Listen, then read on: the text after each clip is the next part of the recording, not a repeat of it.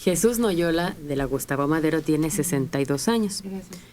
Qué absurda estrategia del gobierno de Enrique Peña Nieto del combate a la pobreza, en donde les quita a los pobres para darle a los más pobres, donde la canasta básica se incrementó hasta más del 150%. Gracias.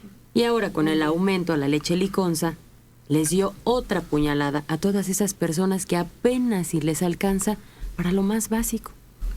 Ojalá que Rosario Robles renunciara, porque ha sido una inepta para cuestiones de desarrollo social en este país. Pero no es ella. Pero la Coneval les acaba de dar un bofetón Uy, sí. vergonzoso, porque mientras ellos están luchando contra la pobreza, las estadísticas de este organismo señala que 2 millones más se suman a los desarraigados de lo noble que puede tener este país para ellos. Es que mientras no se invierte en infraestructura y se siguen dando paliativos y programas asistenciales que desde luego te ayudan en el momento, te ayudan para sacar quizá el mes con la beca que te dan por un lado, por el dinero que te dan por otro, pero mientras no se invierte en infraestructura para que crees fuentes de trabajo permanente, vamos a seguir así, porque estos programas asistencialistas vienen desde hace décadas y han demostrado que no disminuye la pobreza, simplemente ayudan a irla pasando, sobre todo en una población que está la más desvalida. Y mal acostumbran a muchos Además, de los campesinos, ¿no? Que dicen, no, pues no hay que hacer nada. Y además, como somos en este país y como ha sido la clase política, esos programas asistencialistas terminan en momentos de elecciones siendo la mejor carta para comprar votos. Así es. Luego llega el nuevo y les pone un nuevo nombre. Claro. Es una frase muy certera, mira, dice: combate a la pobreza quitándoles a los pobres para darles a los más pobres.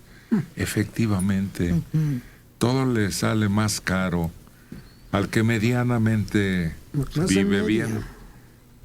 La clase media que está cautiva, que es la que tiene que financiar todos estos pequeños déficits que va mostrando el gobierno en cada dependencia. Hace rato hablábamos de la pobreza y también el clero se lanza. En un país como México, con una gran cantidad de recursos, es un escándalo y una vergüenza tanta desigualdad social, mientras los representantes y servidores del pueblo viven en medio del despilfarro y con lujos insultantes, preocupados solo por el propio enriquecimiento y de la autocomplacencia. La Arquidiócesis de México considera que hay un evidente fracaso en las políticas públicas para abatir la escasez, la pobreza. El semanario católico Desde la Fe calificó como tal al gobierno federal y culpa de ello a la ineficiencia de los directivos de la misma y señala a la corrupción como una de las principales causas de la desigualdad social en el país. Bueno, lo bueno es que ellos son muy austeros. Exactamente. O sea, Hay que hablar con Onésimo Cepeda y su voto de pobreza. Sería difícil, ¿verdad? Pero, por ejemplo, cada vez que inicia un gobierno hay muchísimos programas de apoyo al campo, de apoyo a la educación o de diferentes rangos, ¿no? Pero el problema es que muchas veces esos fondos no llegan a donde tienen que llegar. Y todas esas tranzas que se hacen en esos programas son los que hacen que no avancemos. Nuestro país es tan rico, tiene lugares tan bellos como para promover el turismo, tiene tierras fértiles, tiene tantas cosas, tiene agua, mar, todo. O sea, contamos con todo lo que necesitaría un país para salir adelante y hasta ser autosustentable. Sin embargo, aquí lo que es la corrupción es lo que hace que no avancemos para ningún lado. Vas a alguna oficina y en todos los lugares siempre hay malos manejos. Pero muy publicitados. Pues sí. Y se supone que eso convence a la mayoría de los habitantes de este país de que están cubiertas esas necesidades. Y vemos que no.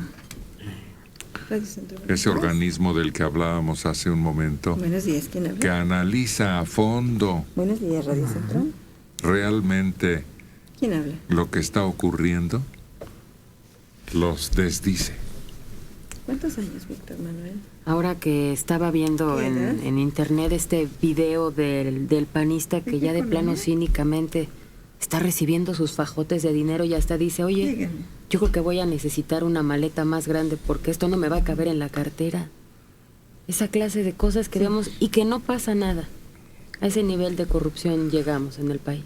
No, pero además la ostentación, los viajes, los ágapes, la manera en que viven y se administran el dinero, asignándose cantidades que son los que deciden cuánto hay que dar en diferentes partidas. Es vergonzoso realmente, doloroso, angustiante. No, y cuando nos hemos llegado a enterar de la explotación de los recursos que se ha hecho, por ejemplo, entre los minerales, qué cantidades pavorosas salían por Lázaro Cárdenas hacia el extranjero y de forma clandestina, de minerales, de madera, cómo se explotaban los campos que estaban destinados a la siembra del aguacate, de limones, por ejemplo, en el estado de Michoacán, y que todos esos recursos se diluían sin que nadie se diera cuenta o que nadie se quisiera dar cuenta. O sea, sí hay explotación en el país, pero no para beneficio del propio país. Sí. Porque el asunto fue que fue funcional.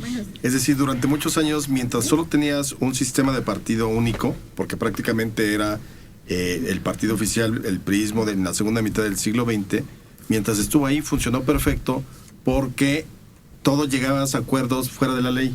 Entonces había para todos, se repartía un pastel, digamos, de una manera mucho más equitativa, y el PRI era el que decidía. El problema es que cuando viene todo este asunto de la transición y la alternancia, se rompieron todos esas líneas y esos pactos que existían.